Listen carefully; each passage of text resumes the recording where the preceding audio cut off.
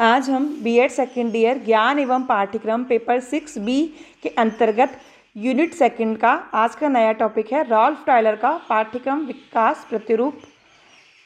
इससे आज हम इसके संबंध में पाठ्यक्रम के संबंध में रॉल्फ टायलर के क्या क्या विचार रहे हैं, क्या इसका प्रतिरूप है, इसके बारे में विस्तारपूर्वक अध्ययन करेंगे।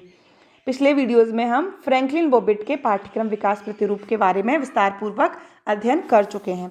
तो आज का हमारा टॉपिक है रॉल्फ टायलर का पाठ्यक्रम विकास प्रतिरूप। ये परीक्षा की दृष्टि से भी काफ़ी महत्वपूर्ण टॉपिक है और कंपटीशन एग्जाम में भी इससे संबंधित Franklin Bobbitt, Ralph Tyler, Hilda Taba, इनसे संबंधित पाठ्यक्रम के संबंध में काफ़ी क्वेश्चंस पूछे जाते हैं साइकोलॉजी में और भी आपके फर्स्ट ग्रेड एग्जाम में। तो इसीलिए इन सभी Franklin Bobbitt, Ralph Tyler, Hilda Taba, ये तीनों काफ़ी महत्वपूर्ण हैं। तो इनका अच्छे से अध्ययन करके आप अपने जो टॉपिक है इसको क्लियर कर लीजिए। तो इसमें फर्स्ट है आपका इंट्रोडक्शन पार्ट। रॉल्फ टायलर का पाठ्यक्रम विकास संबंधी प्रतिरूप सार तत्व एवं वैज्ञानिक दृष्टि से परिपूर्ण प्रतिरूप था। इसको अमेरिका के प्रत्येक शिक्षक द्वारा प्रयोग किया गया। अमेरिका के प्रत्येक शिक्षक के लिए यह एक अनिवार्य एवं महत्वपूर्ण पाठ्यक्रम विकास प्रतिरूप था, क्योंकि उनके द्वारा इसको प्रत्यक्ष एवं अप्रत्यक्ष रूप से विविध परिस्थितियों में इसका प्रयोग किया गया, उसके बाद ही इसका उपयोग किया गया। रॉल्फ टायलर द्वारा अपने विचारों को उन्होंने अपनी प्रसिद्ध पुस्तक basis principles of curriculum and instruction के माध्यम से प्रस्तुत किया, जिसका हिंदी अनुवाद पाठ्यक्रम एवं अनुदेशन के आधारभूत सिद्धांत के नाम से यह बुक प्रकाशित हुई।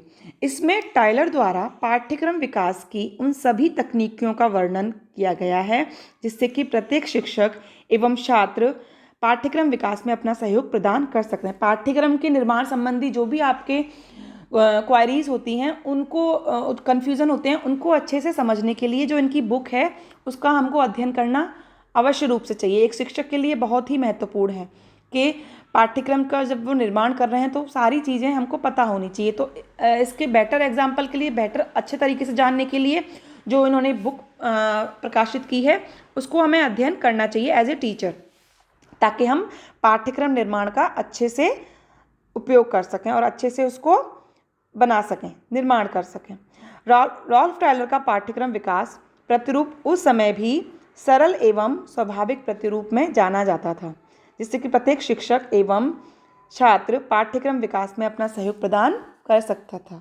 इसमें सार तत्वों का समावेश था तथा आज भी इसको सरल, स्वाभाविक एवं सर्वश्रेष्ठ रूप में स्वीकार किया जाता है। इसके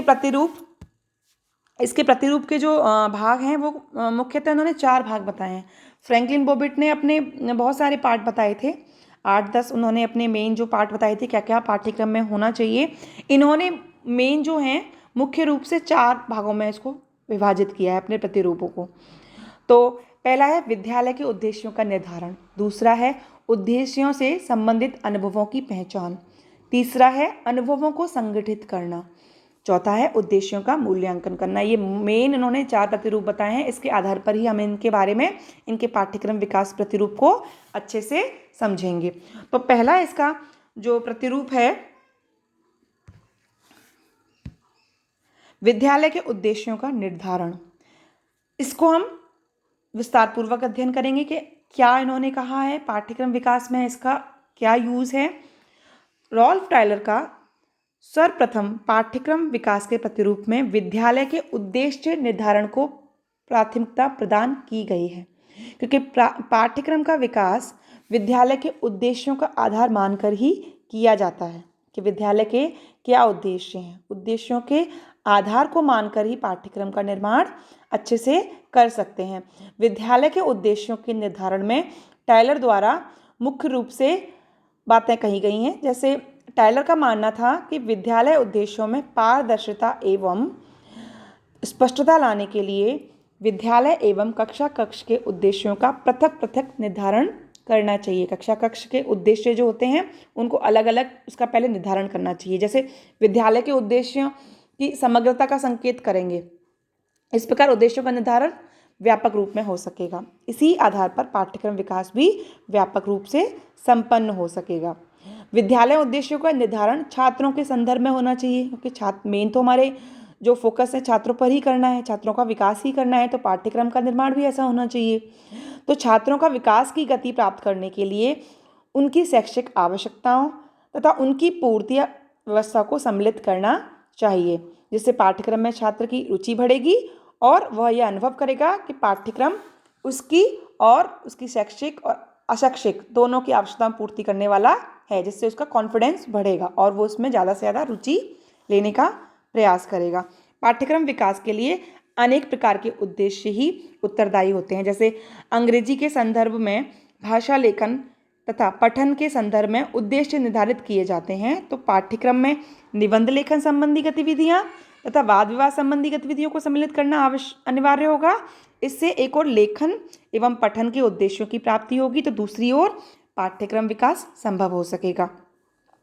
पाठ्यक्रम में स्वयं अनेक प्रकार के उद्देश्यों का समावेश होता है जो कि पाठ्यक्रम विकास में सहायता करते हैं, जैसे भाषाई कौशलों में लेखन कौशल, ठीक है, जो लैंग्वेज का हमारा जो उद्देश्य होता है वो कहीं ना कहीं लेखन कौशल, किसी राइटिंग स्किल इंप्रूव हो, पठन कौशल रीडिंग हैबिट इंप्रूव हो, सुनने की जो लिसनिंग कौशल लिसनिंग स्किल है वो इंप्रूव हो, वाचन कौशल वाचन कौशल बोलने का स्पीकिंग स्किल के उद्देश्यों की प्राप्ति करने के लिए विविध प्रकार के सैद्धांतिक एवं व्यवहारिक गतिविधियों का समावेश किया जाएगा। अतः विविध विषयों के पाठ्यक्रम के उद्देश्यों को प्राप्त करने में स्वाभाविक रूप से पाठ्यक्रम का विकास संभव होता है। तो ये विद्यालय के उद्देश्यों के निर्धारण के संदर्भ में सारी चीज़ें हैं।